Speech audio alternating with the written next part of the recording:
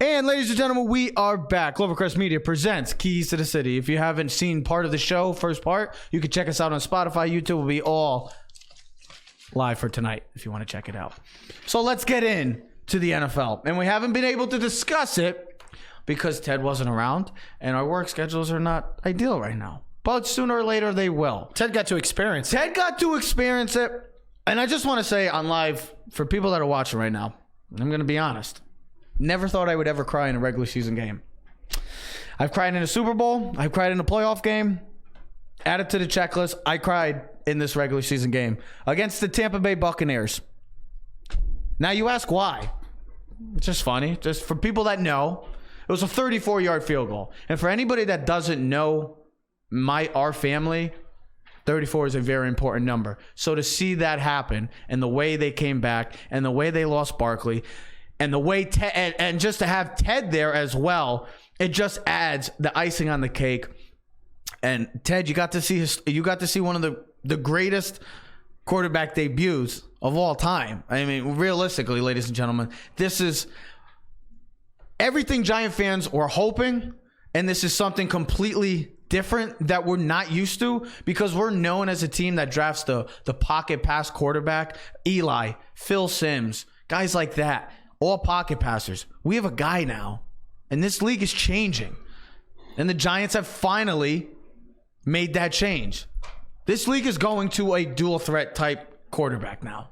I'm not talking about Kyler Murray, Lamar Jackson. You're going to have Russell Wilson. You're going to have those guys every one couple years. Perfect example is last night's game. Aaron Rodgers and Carson Wentz. Two quarterbacks that are great throwers, but can also extend plays with their feet. That's what you're seeing now in the NFL. Now, like I said, Lamar Jackson, Kyler Murray, Russell Wilson, guys, those are going to come every couple of years. But you're going to see more and more quarterbacks like a Carson Wentz, like a Rodgers. And a lot of that has to do with the college game. And that's what we got to see finally. We got to see a quarterback that can, and don't get me wrong, I love Eli. I'll defend him to the day he dies. He's going in the Hall of Fame. For anybody that doesn't want to agree, he's going into the Hall of Fame. And if you don't think so, shame on you for thinking that. He's going in the Hall of Fame. But for a quarterback, his first touchdown to make the read option, I haven't seen the Giants run a read option play like that ever. So for them to do that and for him to beat the defender outside, I was like, this is something totally new for us. And he looked good in preseason. And Sherman, it was only preseason. I mean, I know he played Tampa Bay, but we were saying this was a good defense, a defense that likes to get after the quarterback. A week ago, I think Daniel Jones did a fairly good job of going against a professional team, a first-team defense, and picking them apart, made the throws, made the right decisions, and the man led us to an 18-point lead, or we're down, and with our best player out. Deficit. Thank you. And our best player out. Daniel Jones, I know it's one game, but he looked good, and I keep saying this. This is about the future. This is about the development, the progress of Daniel Jones. And Daniel Jones came in. It's Eli Manning, but faster. The guy doesn't, nothing gets to him. He makes. There's a reason why David Gettleman chose him. Now, listen, you started the show. Players are. Did you see the sound bites? The experience I was able to be down there. Listen, I was down there to being able to celebrate one of my best friend's bachelor party. You know, we got the wedding next week, but to be able to be down in Tampa, to be able to see, you know, we go down to Tampa like, we're just going to go down, we're going to go enjoy. But to see the Giants are going to play Tampa, so we're going to go to the game and then realize Daniel Jones is going to start. And then they're going to be down 18 points, 28-10. And then Daniel Jones is going to lead them back to a victory. And yes, I know the Giants should have lost. Shoulda, coulda, woulda, but they didn't. The kicker missed extra point. 9 out of 10 times the kicker in the NFL makes that. Had an extra point block. But you saw composure. He still threw for over 300 yards, 336 yards to be exact. 4 total touchdowns. Now, does he have to fix ball protection in the pocket? Yes, absolutely. And he's going to learn. But you saw things. The throw on the run that he hit Slayton. What a throw. Shepard in the corner of the end zone. I saw that. It was right in the front. Ingram, crossing route. First play of the third quarter. And that's a key guy for the Giants. Listen, that's why you draft him in the first round. He shows the speed. He shows the ability. That's our Odell Beckham going forward. We don't want to get ahead of ourselves. We're gonna have Golden Tate coming back in 2 weeks. No, next week. 2 weeks. This week and the next week. He comes back next week. That's considered 2 weeks. Whatever. All right? Who cares? The line for most part played fairly well. Played fairly well. That's what I said. I would say. Now, there's no Barkley. That's going to I think it's going to hurt the Giants a little bit, but I think it's going to help Daniel Jones because he's going to be able, everything's going to be on his shoulders now, and he's going to progress, and we're going to see the good and the bad the next few weeks. But we know that if he can improve every week, little by little, inch by inch, that when he comes back to get the best running back in football, it's only going to make the Giants better. And he's going to, listen, he's not going to have to rely on, sometimes when you have a handicap, when you have something that can help you, you don't always have to play to full potential, and you can kind of get by being an average player. But now that there's no Barkley and there's no easy, hey, I'm just going to hand the ball to Barkley and let him do the work, it's going to make him a better quarterback. I really believe so. My biggest thing is, I saw Sherman was talking. He's like, he gives us. I think most Giant fans are still going to go back. Then why did we not start him in week 1? Look, can't go back. It can't go back now. It's over with. Everything should be toward the future. This is a great sign to see. If you're a Giant fan, everybody's offensively. I think a lot positivity. of people are blowing it out of proportion. We've seen analysts saying he's better than Baker Mayfield. He's better than Sam Darnold. I think we should pump the brakes. Just all we know is that this could be this. Maybe Gettleman knew something that everybody in the world, including us, didn't think. But we do have still one problem. The defense is a problem. But the most important thing going forward is that we have most likely our franchise quarterback now to say. So now he's going to East Rutherford this week. He's going to be, first time, we're going to have a new quarterback at Giants Stadium, the first time in 15 years. We're going to play the Washington Redskins this week.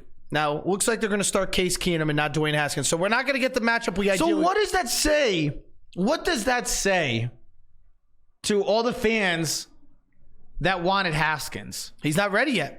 He's not ready. Gruden, at least the Redskins organization, if they wanted to start Haskins. Let's just be honest. Hold on. If they wanted to start Haskins, the owner, because he's the owner, could come down and say, I want him to start. Let's be honest. But the coaching staff doesn't feel like he's ready, so he's not going to start. Let's be honest. The Washington Redskins are a joke of a franchise. If it wasn't for the Cleveland Browns, the Washington Redskins are the biggest joke and most dysfunctional organization in all of the NFL. They have been atrocious, and you could just see it right now. Jay Gruden just needs to go. I mean, I don't know why he's still coaching. He should not have a job right now. Dwayne Haskins probably should be starting. I know he's, to them, not ready, but you got to see what this kid is made of. You have to put him in. It's like what the Giants did. Do most people feel like Daniel Jones was ready to play? I think maybe not. They don't want. If they put him in, they think he's going to get not hurt. I think you know how where they say this team is so okay. If you had a rookie quarterback, and I'm going to use the Dolphins situation. If you had a first round quarterback, would you even risk starting him now? Because you could hurt his future. You know, sometimes they say starting a quarterback too early can hurt a quarterback based on the team. Where wait until you have some pieces around. Let him learn and sit behind the veteran. See, I think the Washington Redskins are a bad team, but I think the Miami Dolphins are in a whole league of their own. I know. I'm just saying they can't run the ball, the Redskins. They can't seem to move the ball down the field. They don't protect the quarterback. So all signs point to the Giants winning then, hopefully. Oh. You would assume that this week. Look, Daniel Jones looked great, but the defense has got to help him out. It comes down to this defense. The Giants should be realistically 0-3 right now. Instead, a crazy thing happened. The Giants win. They're 1-2. They're off. They won a game. They could be on a 2-game winning streak this week. But this defense, Daniel Jones is going to do his thing. They're going to do whatever they can to put him in the best position to be successful. For the Giants to be competitive, and I know people want to see the Giants struggle and see them lose so they could get a higher draft pick. I want to see them be competitive. This defense has to make plays, and they started doing it in the second half against Tampa. Held them 3 points, but still, I don't want to keep seeing Daniel Jones in a situation like it was last week, being down by 18 or 2 touchdowns, and we're like, here we go again. This kid's going to continue to play from behind. They have an opportunity to win this week against a team that's very, very vulnerable, poorly run, not enough players to be successful. They don't have a good team. This game, and not to take away from, but this game has a lot of Landon Collins comes back to Giants. Flowers, Collins comes back. I mean, there's a lot of Josh rivalry. Josh Norman comes to East Rutherford. You know what he wants to do to Gettleman. He can't stand Gettleman. There's a lot of guys that don't like Gettleman. Plus, the way Washington performed Monday night, I mean, listen, there was talk about should they fire the coach. Gruden should be already fired. The players fired. called out the coach. Why are we not scoring points and not being able to move the ball down the field with the type of players that are in this lineup? Dysfunctional, discombobulated situation in Washington. And you saw the picture, one of the pictures that says it best. Case Keenum's talking to the coordinator, and Dwayne Haskins is on the side like, doesn't even look interested. Your rookie quarterback, franchise, supposed to be your future franchise quarterback, has no interest. That wasn't Photoshop, right? I hope not, because if that's true, then damn, that's a shame, because that's why. And you see Gettleman make a decision like that. Now we know why. Ladies and gentlemen, the Giants are going in the right direction. They have an opportunity to win this week. They could have. They have. We can all hope that this is the guy they're going to roll with for the next 10 to 12 years. But let's pump the brakes. He's not better than Sam Darnold. Let's relax with that. He's not better than Baker Mayfield yet. We have to see how he continues throughout these next 15 or 13 weeks. That's what it comes down to. I'm excited, because now we have a plan, we have hope, and Danny Dimes, I guess that's what everybody's calling. Sure. Danny Dimes is the way to go now, and he's what we're going to go with the future. It's a very winnable game. I was hoping to see Haskins versus Jones because it just brings that attention to the league, but it's not going to happen. Whatever. We got to worry about ourselves and the Giants. I worry about the defense. Let's go blue. Great game that you got to see. Awesome opportunity. Even though you probably don't. I remember the whole game. Good. I remember the whole game. Even though you don't remember Barkley getting injured. Well, you can't tell from the game. I know. The only thing I missed was the opening drive. Okay. But other than that, I saw the rest of the game, and it was so the Giants. And if you've never been to Tampa and you've never seen a game there, and you get a chance, go down. Magnificent stadium. So the Giants win. They're off the losing streak. They're 1-2. Let's see if they go. Let's go see if they could get a winning streak now. 2-2. Could be 2-2. Let's move over to the NFL as a whole right now, and what's going around the league right now. What is happening? Stephon Diggs, Jalen Ramsey. I just want to say this quick. It's fascinating what we've been seeing in this NFL day and age now, because the players are voicing their displeasure. They want out, and teams are trading them. Minka Fitzpatrick a couple weeks ago. Antonio Brown, you can add to that. Got what he wanted. Steve Young made the comment on Monday Night Football about 2 weeks ago. He said the NFL players are taking a page out of the NBA players' book. Because we've seen what NBA has become. Well, guys hey, listen, here's the thing. I'm Trevor Keys. I'm on the New Orleans Pelicans. We're one of the worst teams in basketball. I made some money, good, but I want to win championships now before I get too old. I am not re-signing. There's no marketability. Listen, I'm not re-signing with you guys. I want to be traded, so trade me. And then they get traded. And people are and teams know that. So listen, they'll give up all the draft picks and for an impact player.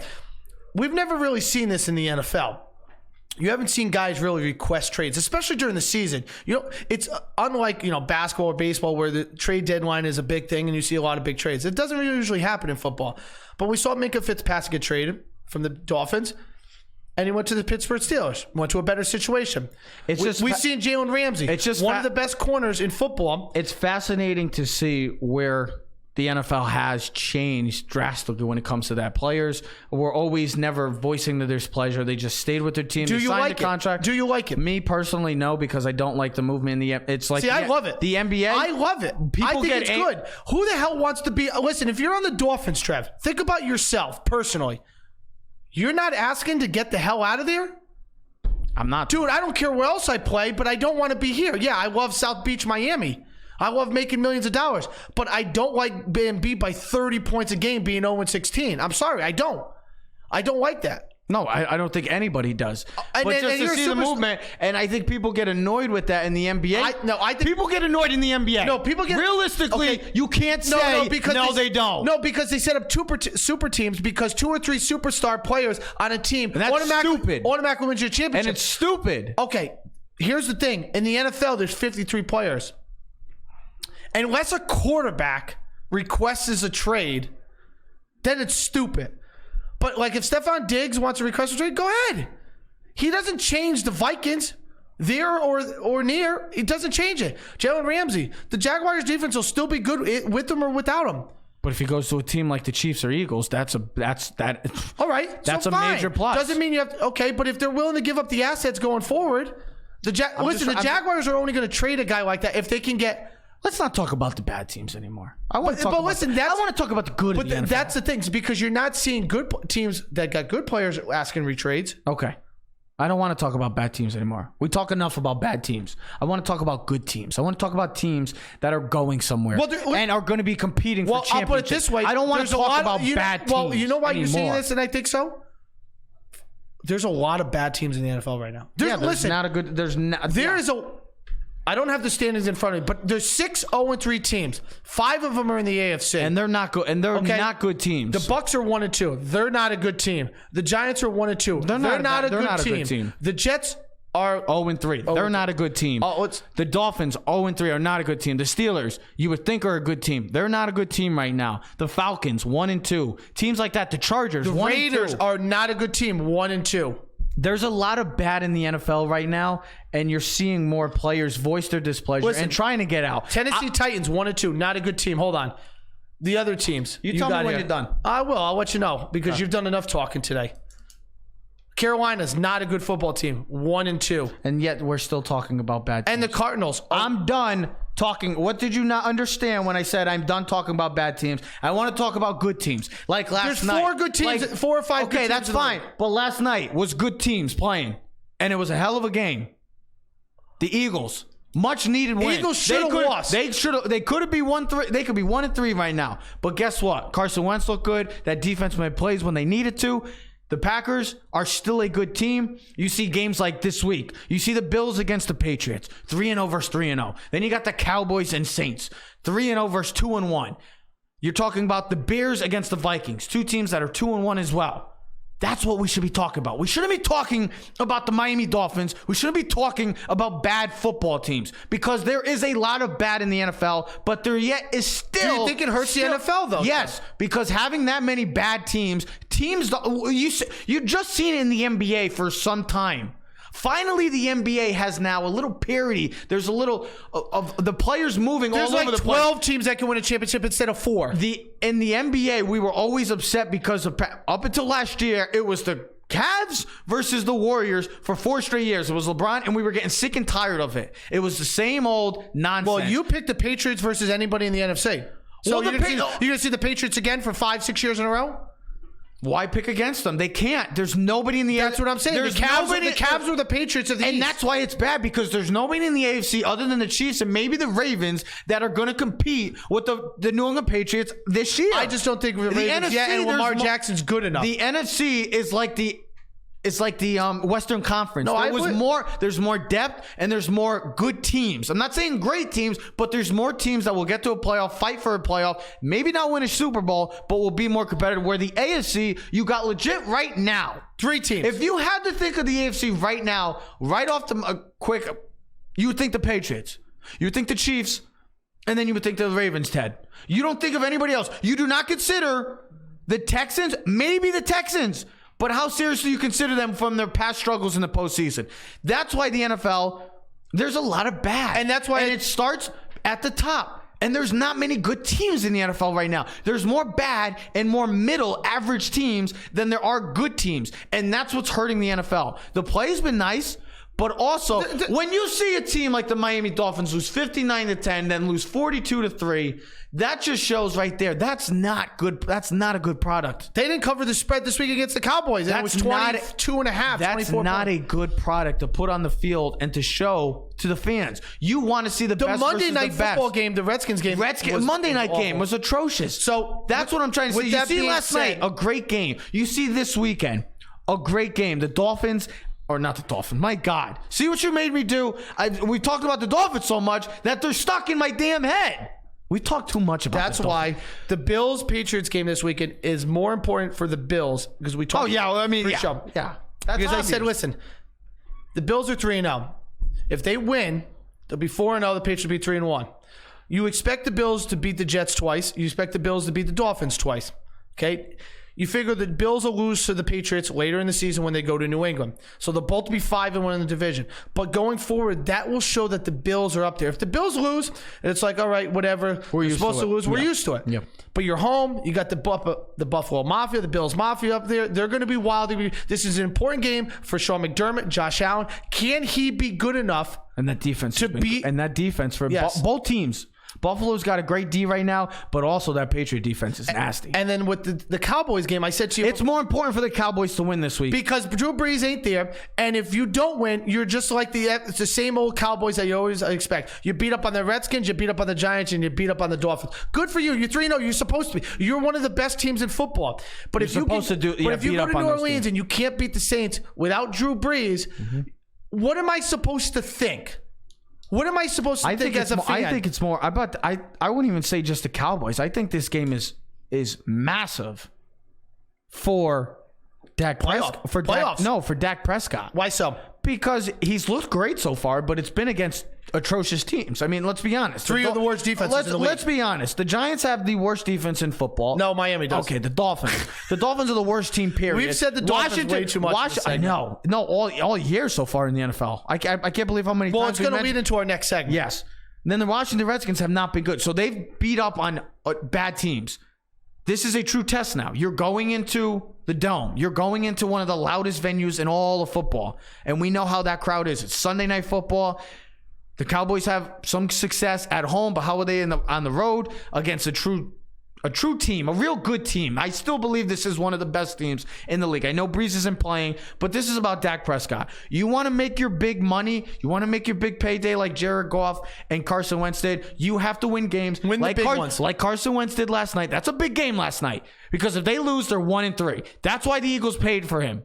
That's why the Eagles gave him that contract, because of moments like that. They went into Lambeau, a good team, and put up 34 points and won a very good game against a very good team. That's what Dak Packers should have won that game. It doesn't matter. You can't be kicking field goals. Okay, it doesn't matter. They didn't. It does matter. It doesn't. They lost. Who cares? It's over with. Well, that's what I was going to say to Dak Prescott. Put the ball in the end zone. My point is, Dak Prescott, you want to get paid big bucks? You have to win games like this weekend. Win the big ones. If you don't win this game, if your team plays well, but you don't and you lose, all signs point to you, and they're going to continuously say, this is why Dak Prescott does not deserve a big contract, because of games like this. It's not about Washington or beating up on the Giants in Miami. It's about beating the Saints. It's about beating the Packers, beating the Rams, beating teams like that in your own conference, the Eagles. You have to beat those teams to be successful and to get to where you want to be. And if Dak wants to be that great quarterback that everybody thinks he's been so far, you got to win on Sunday night. So it's more about Dak than anybody in that entire field. Not the Cowboys, not the Saints, not Bridgewater. It's about Dak Prescott. Because Carson Wentz just did it. Now it's time for you to do it. How's that? You all right? Yeah. What's the matter with you? I was choking. Exactly, Dak. Don't choke. Perfect, Ted. Set it up. It's perfect. So we got a new segment. Speaking of all these talks, we just talked about the Bills and stuff like that. So we got a new segment. Either or neither. Got 3 questions that we thought of this. So the first question, Ted, we're going to bring up that team again. Is it, and it's by one of your friends. He came up with this question and posted it. And I thought it was Bobby Aragoni. Give him the shout out because it was a great question. I think it's a very, very good question because it's a possibility. It could be historic. So the question was, either or neither. Pats 16-0, Dolphins 0-16, Ted. Either or neither. I say neither. I say neither. And when I say neither, I mean that the Patriots will not go 16-0 and the Dolphins will not go 0-16. Neither. I don't see the Dolphins winning a game this year. You tell me a team that they're beating. So then you're either. Yeah. You tell me a team that's beating that Dolphin team. I'm sorry. I'm telling you. I said. You just said name a team that's going to beat the Dolphins. Name me a team that's. Slow down, Sonny. Name me a team that's going into Miami or losing to Miami. It'll happen. I highly doubt it. I mean, that Washington-Miami game is going to be interesting to see.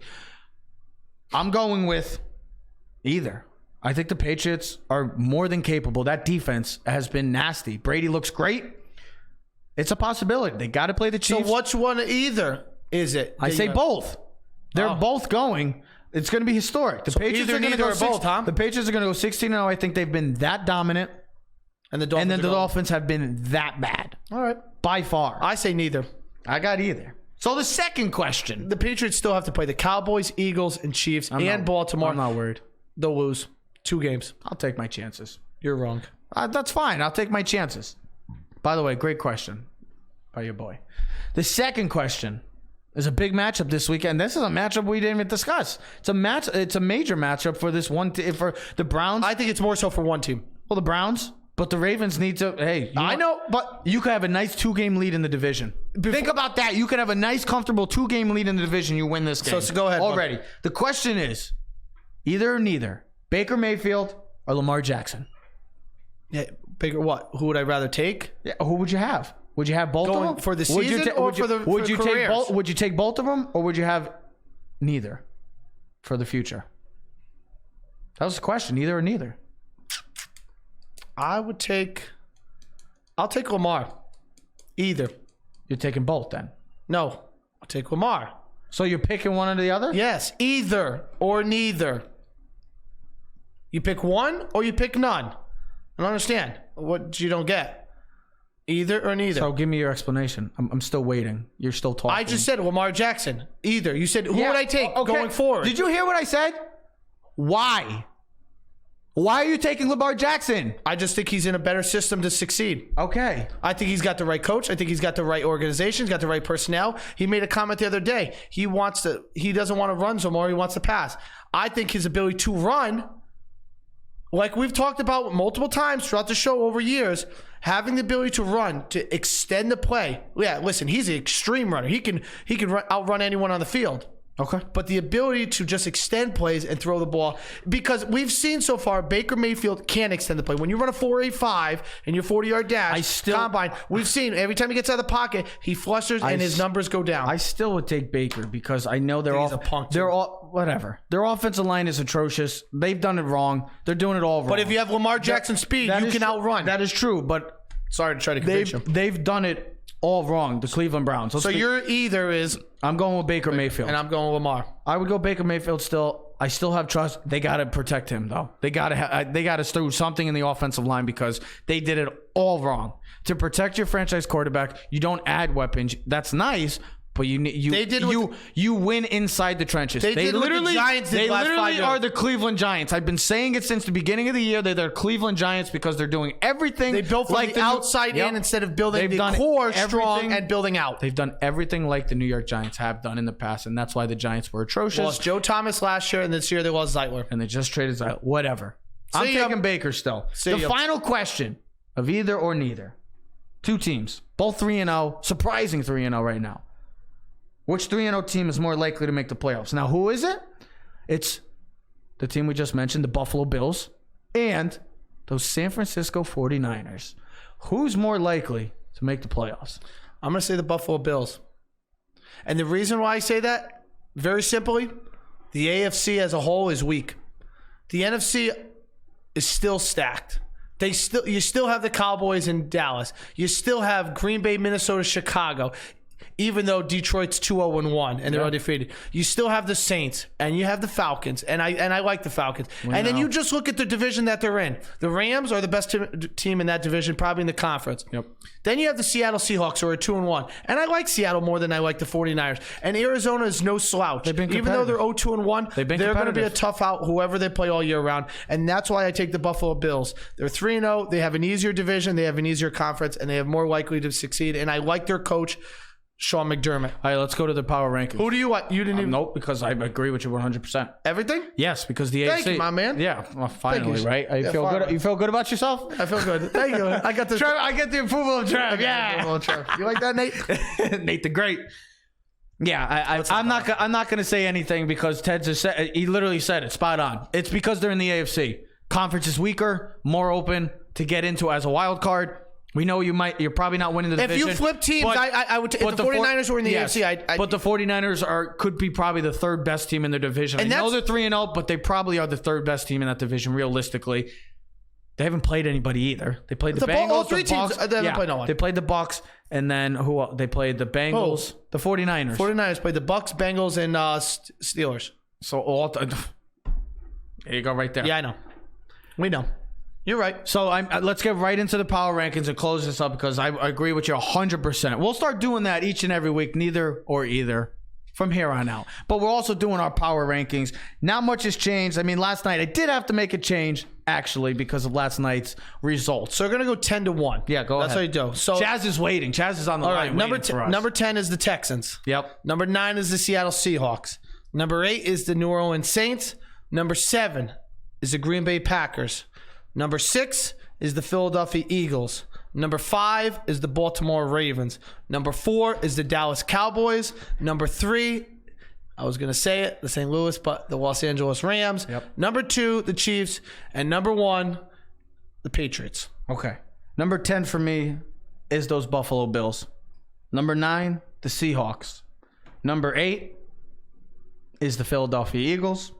Number 7 is the Green Bay Packers. Number 6, the New Orleans Saints. 5 is the Ravens. And the same 4 is Ted. Cowboys, Rams, Chiefs, same order? Yep. Nothing's changed with them. Those have been the four best teams in the NFL so far this year. Now, the Cowboys haven't played anyone. They will. But the next 2 weeks will really get a good understanding. Are you kidding me? Look at this. Look at this. This is what I'm talking about. This is what we're talking about. So the Cowboys opponents, the total defense ranks. They play the Giants, who have the 31st ranked the Dolphins last. The last. And the Redskins are the 26th. The Cowboys need to come to play this week. How concerned should Dak be facing the Saints defense? You literally just said it. The pressure. Saddle up, boys. But these have been the 4 best teams throughout the first 3 weeks. But for Dallas, I mean, we saw what the Rams did to the Saints. They beat them up. The Patriots, I don't care who they play. The Patriots have been the best team for the past 20 years. It doesn't matter. And the Chiefs have the best player possibly in the NFL right now in Patty Mahomes. They looked good last week. They're going to be a tough out in the playoffs if they get home field advantage. But the Cowboys, this is a true test. You're going on the road. You're playing the Saints, one of the best teams in the league. And then you play the Packers. The next 2 weeks are really going to give us a better feel of how this team, the whole NFL in general, how this team is going to be for the rest of the year. And that's the Dallas Cowboys. Ladies and gentlemen, we're taking our final break. When we come back, Chaz will be calling in to give us our picks for this week. And also, I got to ask him about his Michigan Wolverines. Is it time for Jim Harbaugh to go? What's going on with Alabama and Clemson? Is that a guarantee anymore? We'll talk about that all. Keys to the City. We'll be right back, folks. Yeah. Keys to the city, baby. When you see us, so you know you really viewing greatness in the making. Double up on facts we stating. Podcasting, cruise control, city, state, the nation. So what you saying, what we saying, prime information. Facts, keys to the city, we're unlocking the statements. Streaming every Friday.